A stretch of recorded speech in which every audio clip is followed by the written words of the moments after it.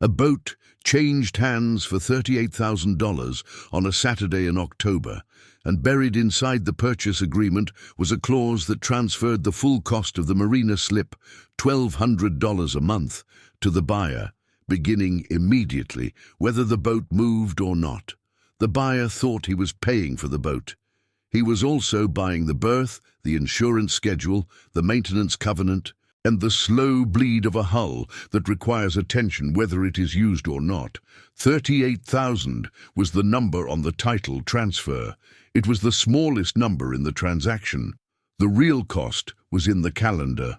Multiply $1,200 a month by 12 months, and the slip alone consumes $14,400 a year. Add a realistic insurance figure, somewhere between $1,500 and $3,000 annually for a vessel of that size in Canadian waters, and the carrying cost before fuel, maintenance, or a single night aboard approaches $18,000 per year.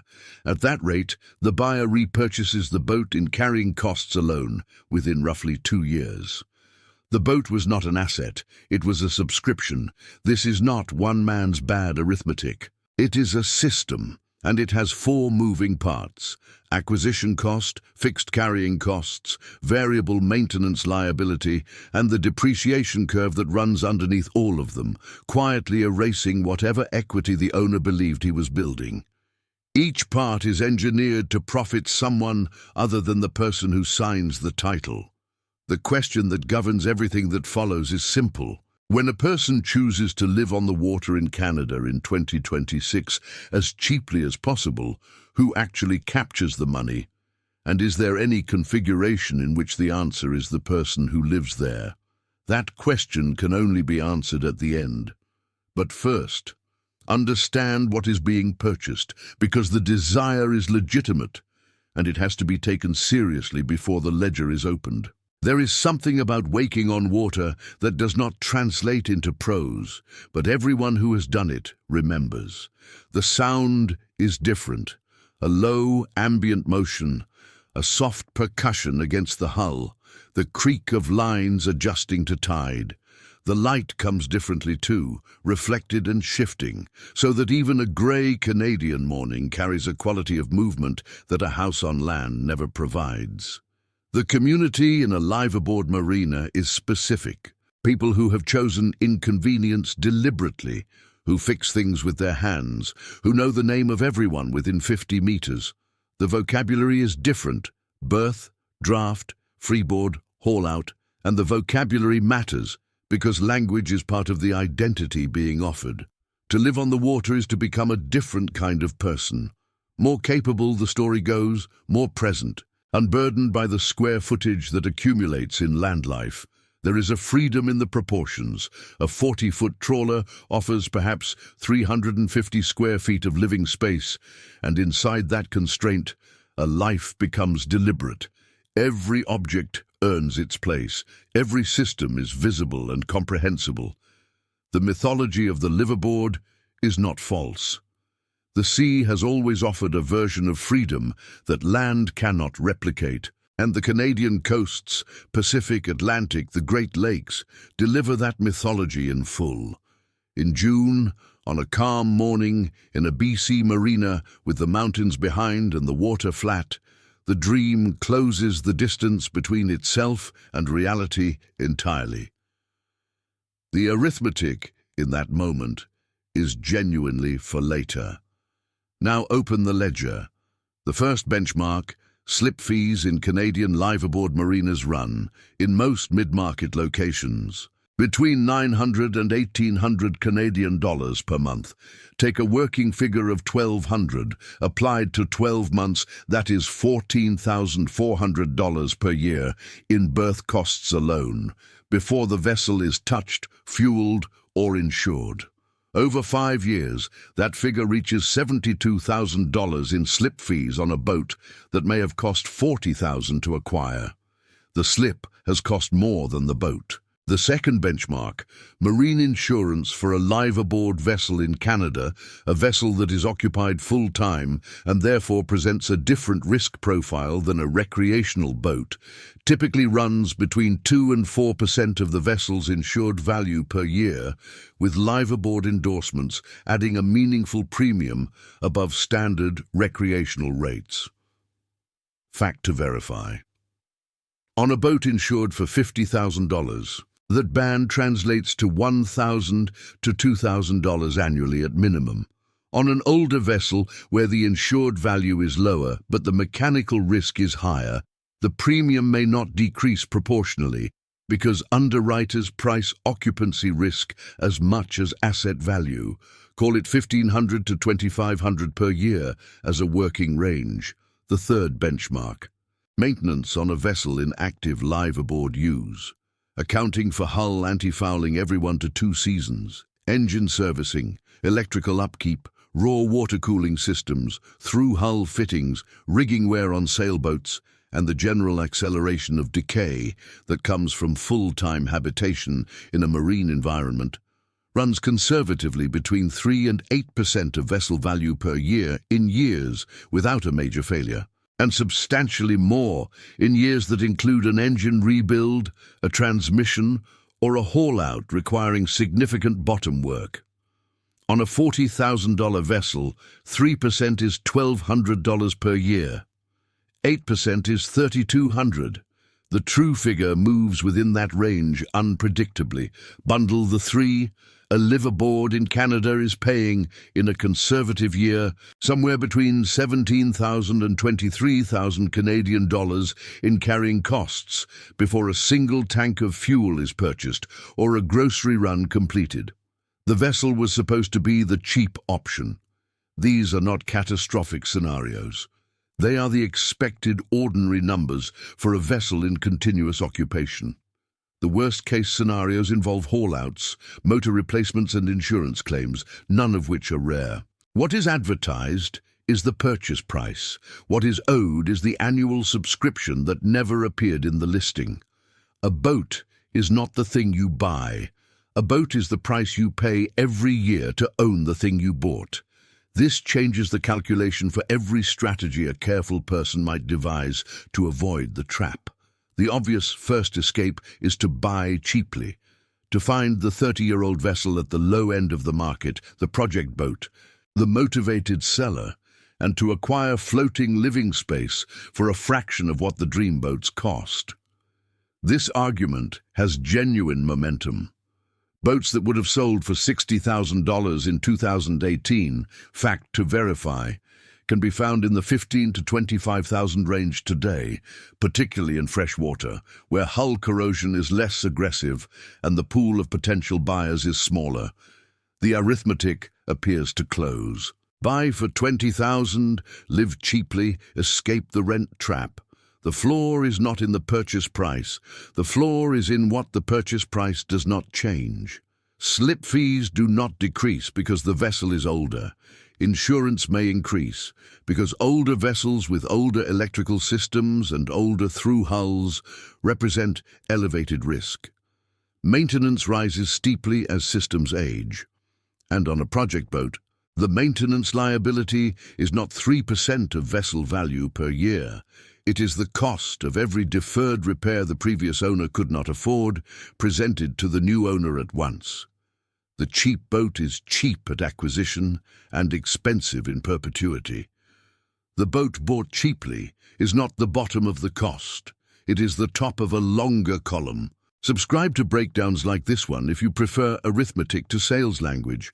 This kind of financial anatomy is published regularly and costs nothing to follow.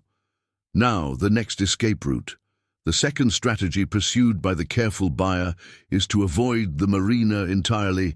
Anchor out, drop the hook in a public anchorage, live on the hook, eliminate the slip fee, and reduce the fixed cost structure to insurance and maintenance alone. In parts of British Columbia, the Gulf Islands, and certain protected waters on both coasts, public anchorages exist where a vessel can legally remain for extended periods at little or no direct cost. The strategy has real adherents, and they are not wrong about the arithmetic of the slip fee. It genuinely disappears. What does not disappear is everything the slip fee was silently paying for. Shore power eliminates the need to run a generator or maintain a large battery bank. A marina provides fresh water at the dock. It provides waste pump-out infrastructure, critical for any vessel with a holding tank, which in Canada is not optional in navigable waters. It provides a legal address, which matters for mail, for government identification, for the registration systems that Canadian residents depend on. It provides proximity to shore employment, medical services, and the supply chain that a Liveaboard requires for food and equipment.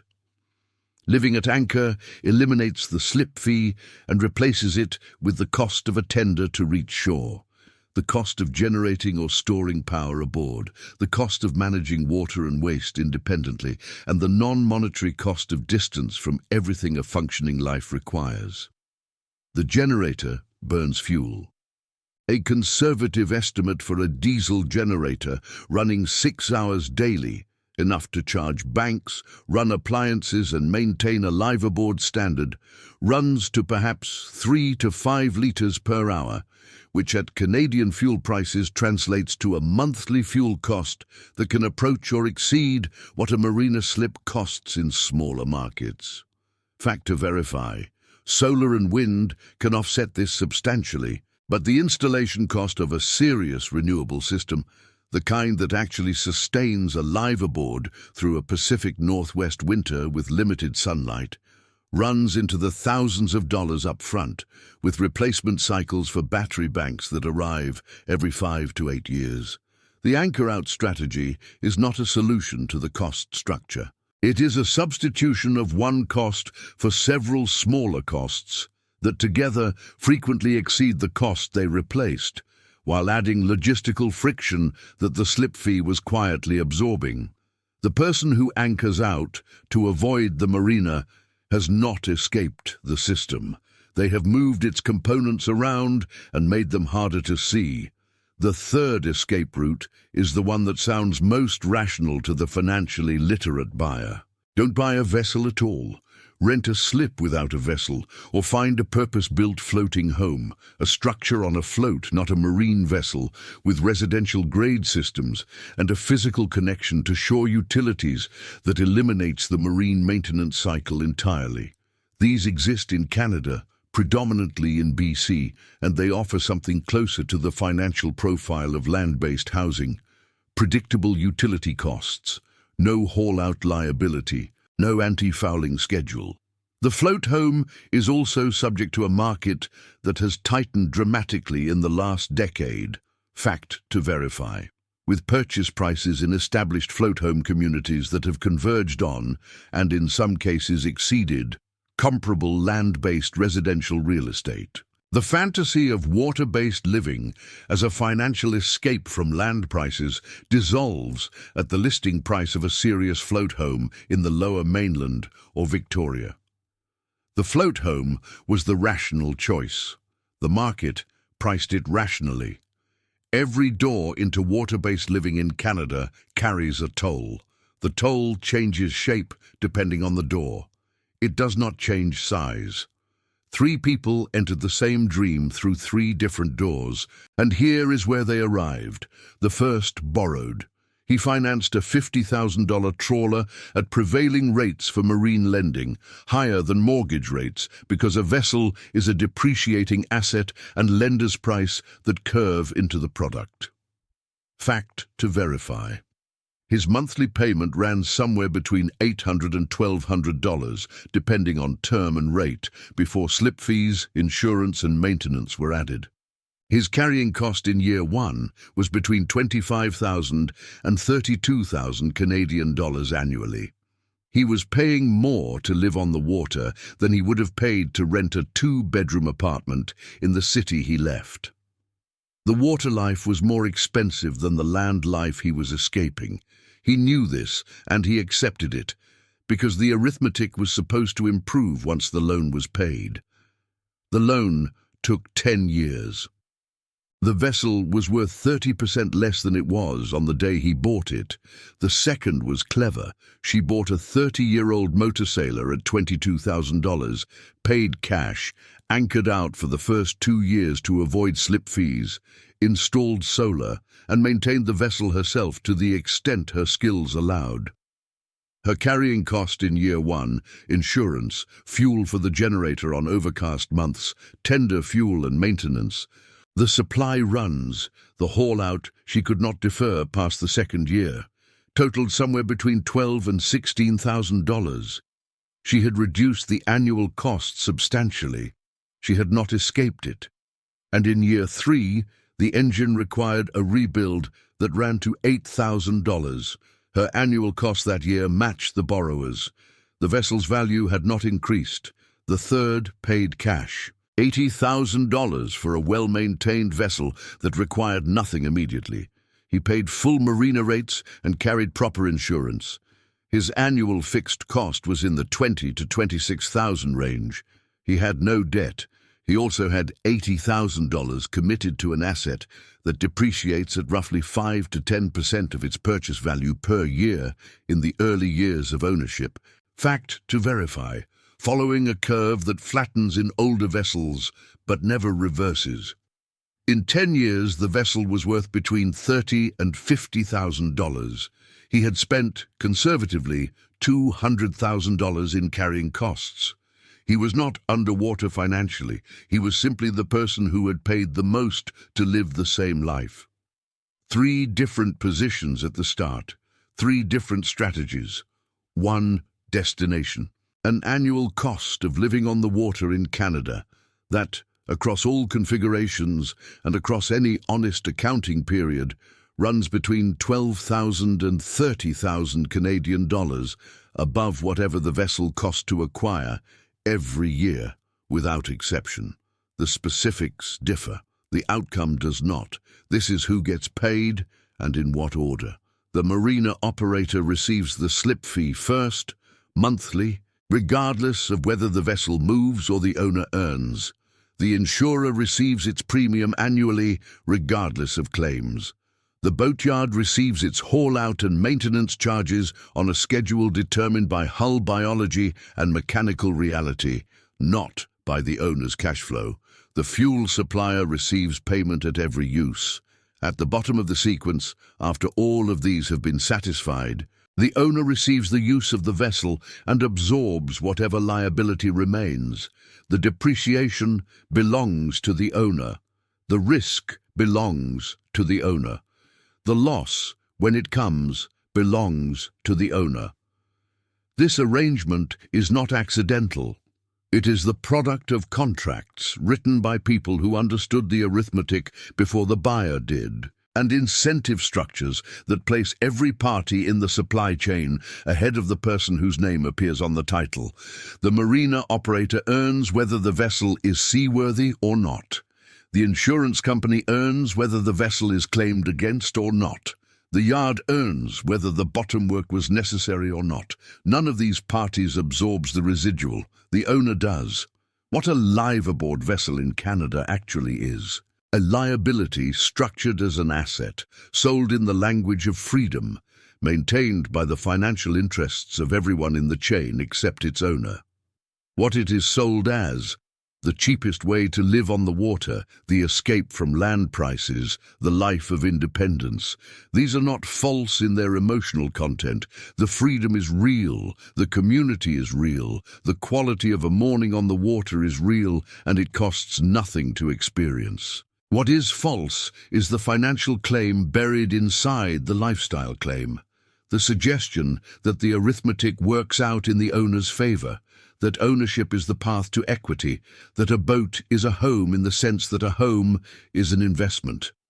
The only real advantage available to anyone who chooses to live on the water in Canada is clarity about what is actually being purchased.